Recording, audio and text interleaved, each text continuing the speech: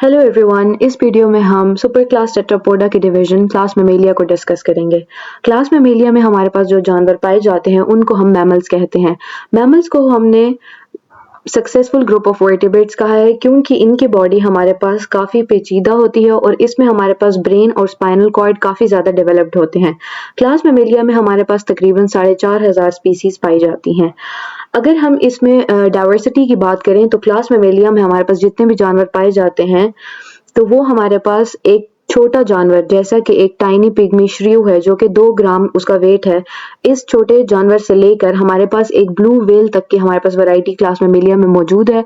Blue whale हमारे पास 40 metre लंबी और उसका वेट हमारे पास 1,60,000 किलोग्राम होता है।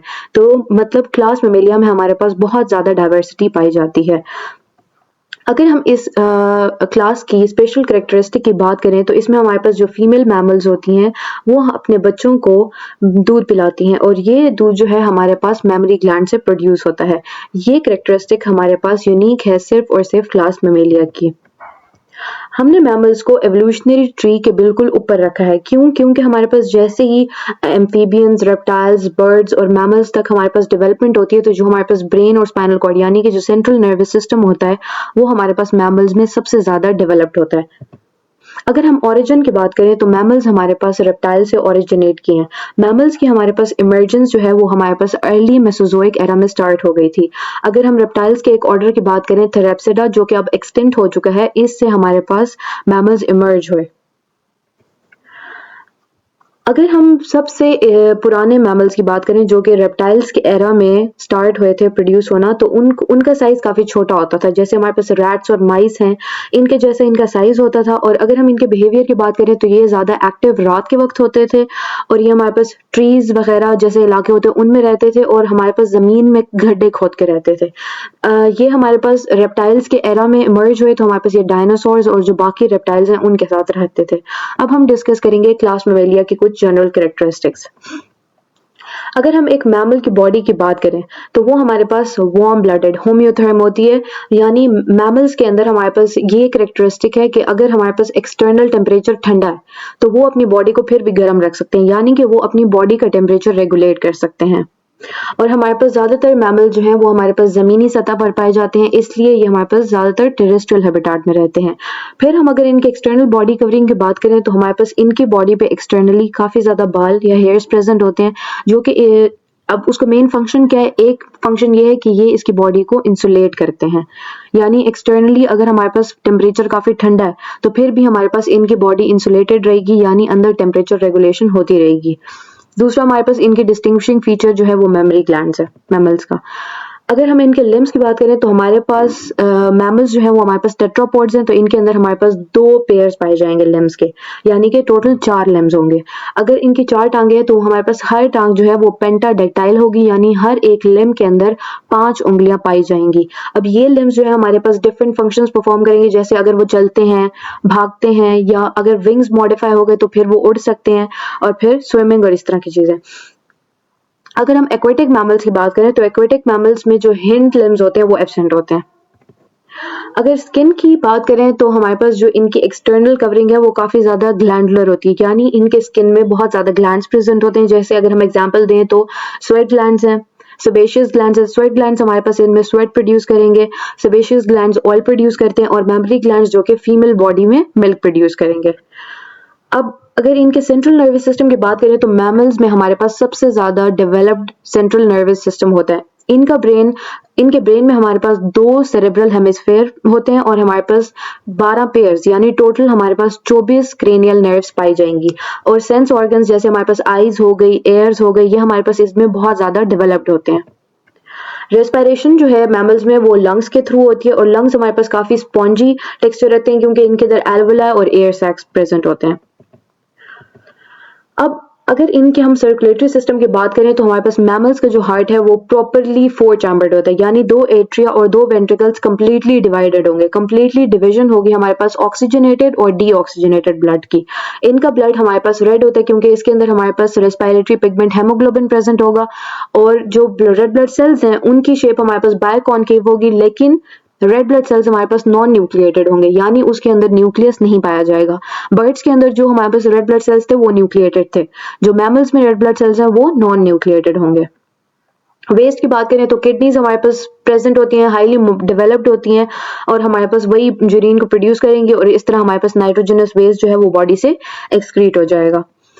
अब अगर इनके माउथ और इसकी बात करें तो हमारे पास जॉज मैमल्स में प्रेजेंट होंगे और जॉज के अंदर टीथ भी प्रेजेंट होंगे। बर्ड्स में टीथ एब्सेंट थे बट मैमल्स में टीथ प्रेजेंट होंगे।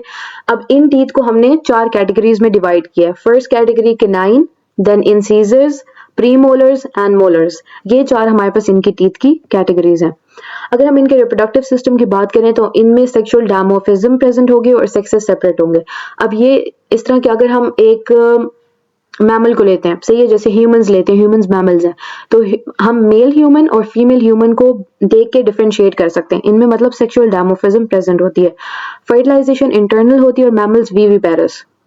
विविपेरस का क्या मतलब है कि ये हमारे पास ऑफस्प्रिंग को ही बर्थ देंगे। मतलब इन ओविपेरस का तो ये था कि मतलब वो एग्स ले करते थे, विविपेरस का ये कि मतलब उनसे ऑफस्प्रिंग ही पैदा होता है।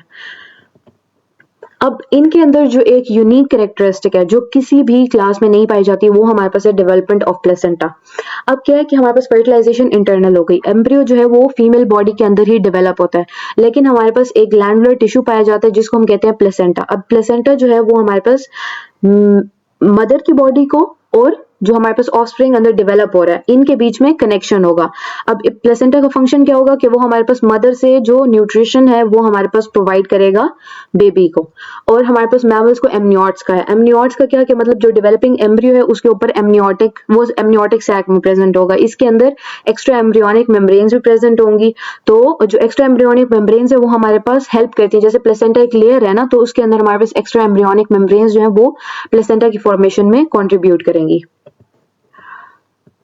अब अगर हम ये एक रैबिट का इंटरनल स्ट्रक्चर है, रैबिट हमारे पास एक मैमल है। अब इसमें अगर हम ये जो एक लाइन है इसको हम देखें तो ये एक मसल की लेयर होती है, सही है, मस्कुलर लेयर, इसको हम कहते हैं डायफ्राम। डायफ्राम का क्या फंक्शन होता है कि ये हमारे पास इसके थोरेसिक एरिया को सेपरेट करेगा इसके एब्डोमिनल एरिया से। तो ये भी हमारे पास सिर्फ और सिर्फ मैमल्स में प्रेजेंट होता है। फिर हमारे पास इसमें 7 सर्विकल या नेक रीजन जो होता है, इसमें हमारे पास 7 सर्विकल वर्टेब्रे पाए जाते हैं। वर्टेब्रे हमारे पास इसके जो स्केलेटल सिस्टम है उसका पार्ट होगा। अब कहते हैं कि जो इनके दांत हैं वो हमारे पास जो इनके एल्वेलाई या सॉकेट्स होते हैं इसके अंदर प्रेजेंट होते हैं, जिसकी वजह से इनको कहेंगे थीकोडोंट। दूसरा ये हमारे पास जैसे हमने कैटेगराइज किया था 4 कैटेगरीज में, तो हेट्रोडोंट होते हैं, मतलब हर कैटेगरी के जो टीथ हैं उनकी डिफरेंट शेप और स्ट्रक्चर होगा। फिर हमने डिस्कस किया था कि हमारे पास मैमल्स जो है वो विविपेरस है, मतलब वो मतलब एग ले नहीं करते, ऑफस्प्रिंग को ही बर्थ देते हैं। फिर हम एंड में डिस्कस करते हैं कि क्लास मेमेलिया जो है उसको हमने फर्दर 3 सब क्लासेस में डिवाइड किया है। फर्स्ट सब क्लास है सब क्लास प्रोटोथीरिया, फिर हमारे पास है सब क्लास मेटाथीरिया और एंड में हमारे पास है सब क्लास यूथीरिया। इनको हम डिटेल में डिस्कस करेंगे नेक्स्ट वीडियो में। अभी हम एक क्वेश्चन सॉल्व करें। क्वेश्चन है हमारे पास, select the an amniotes from the following. An amniotes का मतलब ऐसे ऑर्गेनिज्म जिनमें हमारे पास एमनियोटिक सैक नहीं पाई जाती। अब हमने डिस्कस किया था पिछली वीडियोस में कि एमनियोट्स जो हैं वो हमारे पास हैं रेप्टाइल्स, बर्ड्स और मैमल्स।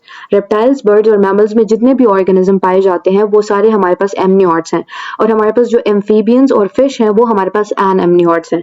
तो चलिए ऑप्शंस को देखते हैं। स्नेक हमारे पास रेप्टाइल है तो वो हमारे पास एक एमनियोट होगा। पैरेट हमारे पास एक बर्ड है तो वो भी एक एमनियोट होगा।